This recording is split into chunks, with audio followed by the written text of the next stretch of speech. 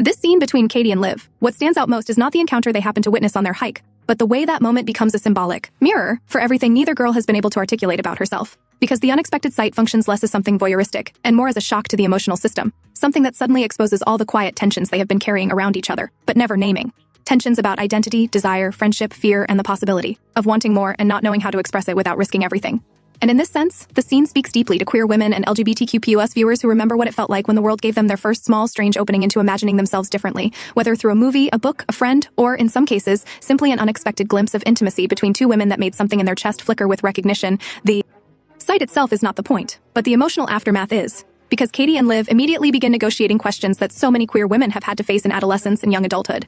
Questions about curiosity, safety, shame, possibility. What society allows girls to want, and who gets permission to explore what they feel without judgment. And as Katie nervously wonders who the women were and why they were together, it's clear she is not confused by the intimacy but by her own reaction to seeing it. By the way, her breath seems to catch not from fear, but from the sudden realization that this is a world she could step into if she were brave enough. Meanwhile, Liv becomes the emotional anchor of the scene, not pushing, not manipulating, but gently inviting Katie to consider that the real question is not about what they saw, but about how she feels. Something many queer viewers will recognize as a pivotal moment in their own journeys, when someone they trusted gently extended permission to feel what they already felt, but didn't know how to name. And Liv's calm, steady reassurance that Katie's mother's opinions should not dictate her happiness echoes a common and painful truth that so many young women, especially queer women, learn to filter their desires through the expectations of family long before they ever learn to listen to themselves. And the script captures this tension with striking accuracy, showing how Katie almost instinctively defers to her mother's judgment even while simultaneously longing for something more, something real, something that feels like herself. When Liv asks to see Katie's hand, this small, simple gesture becomes one of the most emotionally intimate moments in the entire segment because it is not about seduction but about permission. Permission to exist, to feel, to be touched with kindness rather than expectation, and viewers familiar with queer longing will immediately understand the significance of this, how a touch can function as a question, a checkpoint, a moment where someone offers closeness without demanding an answer, allowing the other person to decide if they want to step toward honesty or retreat into safety. And Katie's nervousness is palpable, not because she is frightened of Liv, but because she is frightened of herself.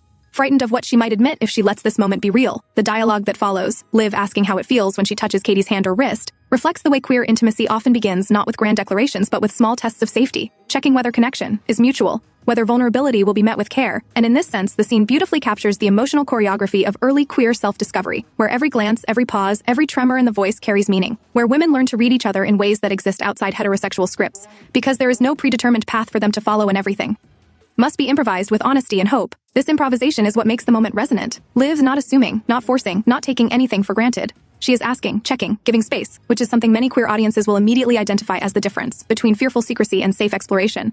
And Katie responds with a mixture of confusion, curiosity, and relief, as if realizing that the thoughts she has carried quietly for so long might finally have somewhere to go, that she might not have to keep them locked inside anymore. The conversation about mothers, old-school families, and the fear of disappointing parental expectations reveals another layer of emotional truth.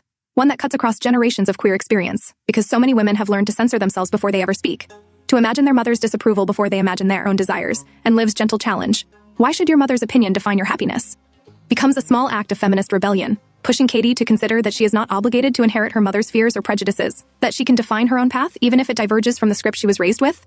And for LGBTQ+ viewers, this hits particularly hard, because the courage to imagine yourself outside of family expectations often begins in small, quiet ways, exactly like this one. When someone you trust looks at you with acceptance instead of judgment, the symbolic use of the earlier sighting becomes clearer. As the scene unfolds, Liv is not dwelling on the event, but using the emotional energy it stirred up, the disruption of seeing women in a moment of intimacy, to open a deeper conversation about Katie's feelings, not as something shameful or shocking, but as something human, something worth exploring with care and respect. And this approach challenges the societal discomfort viewers are so used to, where women's attraction to women is often treated as taboo, scandalous, or something different, when in reality the feelings themselves are tender, vulnerable, and profoundly ordinary, deserving of the same softness that heterosexual stories receive without question. The script highlights this double standard subtly but effectively. Katie is frightened, not because she thinks liking girls is wrong, but because she has been taught that others will think it is wrong. And so she is stuck between her own blooming truth and the voices she has internalized, while Liv becomes almost symbolic of queer possibility, calm, grounded, patient, offering a perspective shaped by her own self-understanding, serving as a quiet model for what it might look like to choose authenticity over fear. When Liv asks if she can kiss Katie, the emotional core of the scene becomes clear. This is not a moment of seduction, but a moment of mutual recognition, the culmination of everything Katie has been dreaming about without admitting it to herself. And Liv's request, gentle, respectful, waiting for consent, is a powerful counter-narrative to the way queer desire is often portrayed, because it is grounded in emotional honesty rather than spectacle, focusing on connection rather than performance. For queer women watching, this moment resonates deeply, because it mirrors the longing many felt during their first experiences with another girl. The tremor of, is this real? The fear of, am I allowed to want this? The relief of, she wants me to. the overwhelming vulnerability of letting someone see your truth for the first time. And the scene captures all of this through dialogue that feels lived in and familiar, reflecting the inner monologue countless LGBTQ+ viewers have carried in silence. Katie's laughter, her nervousness, her shy reassurance that it feels nice, all capture the fragile beginning of queer self-acceptance, showing how desire is often intertwined with fear, how queerness emerges not in grand defiances but in quiet admissions that finally feel safe enough to offer, and Liv's delight in Katie's openness reinforces a crucial truth, that mutual yearning is not only possible but affirming, that two girls can meet each other in a place of emotional equality where neither has to pretend or hide. The symbolic shift to the cabin reinforces this intimacy. It becomes a metaphorical safe harbor, a private space where external expectations cannot intrude, where Katie can breathe without worrying about who is watching, where Liv's presence creates a bubble of safety that lets Katie step further into herself. And for LGBTQ+ viewers, the cabin is instantly recognizable as a stand-in for all the secret or secluded spaces where queer intimacy has historically unfolded. Cars, dorm rooms, sleepovers, empty parks, places carved out of a world that does not always make room for queer love in the open. Throughout the scene, Liv emerges as a figure of queer reassurance. Not perfect, not idealized, but emotionally grounded in a way that helps Katie begin her own process of naming what she wants.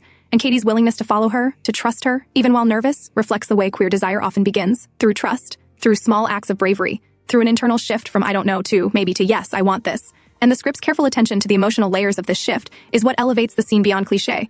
What truly resonates is the unspoken truth beneath their words, the realization that their bond has always contained something more, something that both of them felt in fragments, but never addressed until now, and once spoken, it becomes impossible to ignore.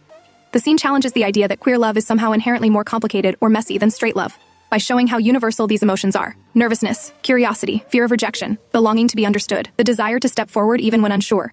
And yet it also acknowledges the extra weight queer women often carry, the fear of discovery, of disappointing family, of being misunderstood, of crossing an invisible line that society polices more harshly when it is two women instead of a boy and a girl. By embedding these concerns in natural dialogue, the scene subtly critiques the cultural discomfort surrounding queer desire, highlighting how these young women must navigate emotional landscapes far more delicate than straight teens typically face. And viewers who have lived through similar moments will feel seen in the smallest gestures, the trembling hand, the hesitant questions, the relief of being accepted by someone you hoped would not run away. Ultimately, the emotional power of the scene lies in its portrayal of queer awakening, not as spectacle but as self-discovery, something fragile and profound that grows in moments of safety and trust. And by the end, as Katie moves closer to Liv, not out of pressure but out of her own growing courage, the audience feels the shift inside her, the realization that she is allowed to want this, allowed to explore, allowed to feel alive, allowed to be herself. And the symbolic framing of everything they experienced earlier becomes a metaphor for seeing possibility for the first time, for understanding that the world is larger and more varied than she ever allowed herself to imagine, and that she does not have to live according to the fears she inherited. In this way, the scene becomes a celebration of queer authenticity, showing that the journey towards self-acceptance often begins with small, tender moments like these. Moments that challenge silence, break open internal cages, and remind queer women everywhere that their feelings are real, valid, and worthy of tenderness.